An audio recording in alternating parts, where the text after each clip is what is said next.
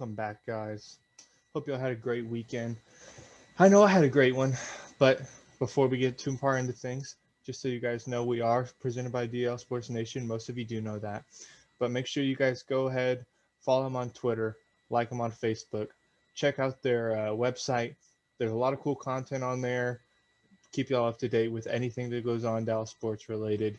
Rangers, Stars, Mavericks, FC Dallas, Riders. Bunch of great stuff going on there. Glad to be working with them still. But we had an awesome weekend. Um, First off, the biggest thing, not the biggest thing that happened, but the most exciting for me personally, Keanu Neal. He's a Dallas Cowboy now. Signs a 1 year deal. Came down between us and the Jets, and I don't think it was too hard of a choice. I think the only reason the Jets were in play was because he played with Marcus May. He played with him in college at Florida, but Dan Quinn was also their defensive coordinator, so he had some ties to both programs. But I'm really excited for this. As you guys know, I've been kind of calling for them to sign him, and I think it's going to be an awesome fit. I don't think that we're going to use him as much of a safety. I see that we're going to be using him as a will linebacker, which I like, because even if he doesn't play most of his snaps at will, that at least gives Jalen Smith some competition and Vander Esch some competition to where they're like, probably need to play a little better. But I'm excited for him, and think he's really going to help the run game with our run fits. He's really going to help the short game with the passing lanes and able to cover those tight ends.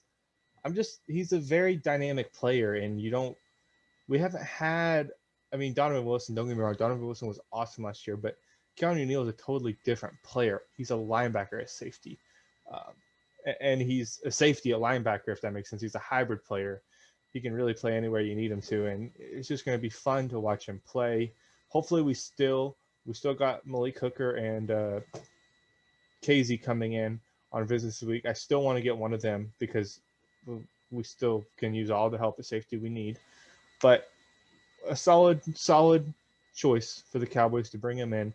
I'm pleasantly surprised that we did this, but it's just awesome. And before I forget about it, we had some awesome local stories from March Madness, man. UNT, sadly, they lost today, but they pulled off a big upset, and it was just awesome to see, because those guys, that's their life right there. Like, not everybody from UNT is going to be able to play basketball in the NBA, and a lot of upperclassmen. It's just awesome to see how excited they get. It was awesome to see that. And also ACU beating Texas. Dude, that's awesome. It was amazing to watch. And I forget his name, but the dude at the end that sunk those two free throws, I think he was shooting 58% on the year, and he sinks two free throws to beat Texas with 1.6 seconds left. Awesome, and congratulations to both those programs. Y'all, that's what March Madness is all about. And the world needed some of that right now. We needed to see some underdogs win. We needed to see some craziness because we didn't get to see any March Madness last year. But congratulations to y'all. Nobody from that program is probably going to be watching, but y'all did awesome. Put Texas on the map, these little schools. Speaking of basketball, I just witnessed the Mavs clicking on all cylinders, and it was awesome. I really wish it would have been a more competitive game. Mavs really ran away with it. Portland's defense was terrible in this game. But if they would have been closer, like, I think Luka would have hung 60 on him. He had 37, and he was 9 of 10 for threes.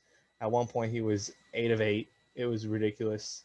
And that's really something that I think the Mavs have been lacking, is Luka's ability to be a threat shooting deep, because most of you guys know he struggled early in the year getting his touch from three, which is expected. It was a short off season. Not everybody comes back. It's a COVID year too, so not everybody's going to come back in their best form, but Luka is getting hot, and the Mavs are getting hot at the right time. And it's just, they're playing great basketball, and it's awesome to see. I know a lot of people get frustrated the first game of the series with the Clippers a couple nights ago, probably about a week ago now almost. Didn't play their best, came down in the end and couldn't pull it off. Second game against Clippers, Luka's on, we win. And then tonight against the Trailblazers in a really big game. Really, every game is big in all of these leagues, NBA, NHL. It's every game is so huge in the standings because every team is so close right now. But the Mavericks are hanging in there. Hopefully they can jump up a couple more seeds before the playoffs. I would really not like to be in the playoffs as a 7 or 8 seed again, because then you're counting on Luka hanging up for a 45-point triple double every game to keep you in the game. But no, happy to see the Mavericks win, man. Happy to see the Mavericks win. It's been so long, and I believe this is the 40. It's something cool I saw. This is the 41st game for the NBA, I believe. Don't quote me on this. I'm quoting somebody on Twitter. And Luka went off, so that's kind of cool because Dirk, Dirk 41. Probably not as cool for people who aren't nerds, but I'm kind of a nerd for stuff like that. Something that has been kind of like, I'm excited about it because Stars are getting points. I'm not excited because the Stars aren't getting 2 points most nights. Is the Stars, they had a nice little stretch. Got points both nights in Columbus. I think came out with in 3 nights we came out of 4 of the 6 points we could have got, which was nice to see, even though sadly 2 of those are just coming in overtime losses. And tonight, the game, I was thinking we were going to win it, and then third period comes and we don't win it.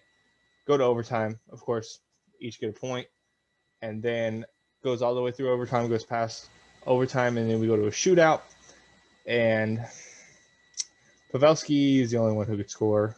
I wish Ben, if you guys watched that game, I wish Ben would have kind of had a little bit different approach with that. That was a pretty big shot. But then Dobie couldn't make the last save, which I can't say I can sit in there and stop a 90-mile-per-hour wrist shot, but you know what I mean? Just tough breaks for the Stars, but hey, we're getting points. We're climbing back in the standings. We're still 9 games behind, or 9 points, I believe, behind Chicago. So we got ground to make up there. I think we're still at least 5 games behind them in games played. So there's points to make up there. There's still hope for the playoffs. Really, it's not time to push the panic button yet for the Stars. Not yet. Soon, if they don't start getting 2 out of the 2 points every night, if they keep getting 1, it's hard to climb the standings when you're getting 1 and you're playing everybody in your division right now too. So when you're trying to climb up the ladder and you get 1, you give the other person 1 or 2, you're staying in the same spot. So it's kind of like take 1 step forward, take 2 steps backwards, but nonetheless, points are points. We're not going to discriminate. So it's really looking up for all the teams here. I try not to get too excited about them Cowboys, but come on. Cowboys signed a safety. That's all you need to know. We signed a safety. We finally did it. We decided that we don't want to watch mediocre safety play anymore. And then Mavs, my boy Luka went off. Such a great game, guys. I hope y'all got a chance to watch that.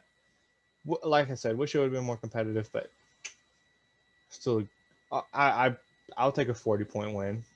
And then Stars, it's looking up. It's not the best right now. We're not at our ceiling, but we're not at our floor. We're climbing up. We're chugging along. We're getting there, guys. We just got to bide the time.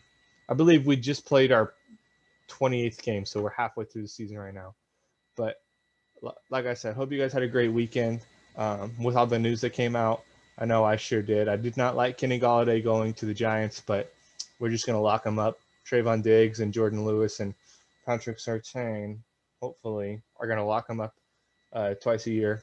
And then that's all we got to do. We're going to win the division, at least go 2 rounds deep, and then I'm going to be happy. Mavericks, we're going to be hopefully a 6 seed. Hopefully we go 2 rounds deep there. And Stars, I'm just hoping for the playoffs at this point. But not bad news. Not a bad weekend for sports. Not a bad weekend for Dallas sports. Appreciate y'all tuning in again. And please make sure you guys go check out our Facebook page. Just search 214 Sports Podcast on Facebook. Give us a like. We'd really appreciate that. We're going to start using that to share some of our all of our videos. You can keep up to date with us if you want to message us. If you have any things you want to talk about. Sports-wise, comment on the videos, shoot a PM, comment on this video. Let's get a hashtag 214 going. But let's go, guys. 214 squad out.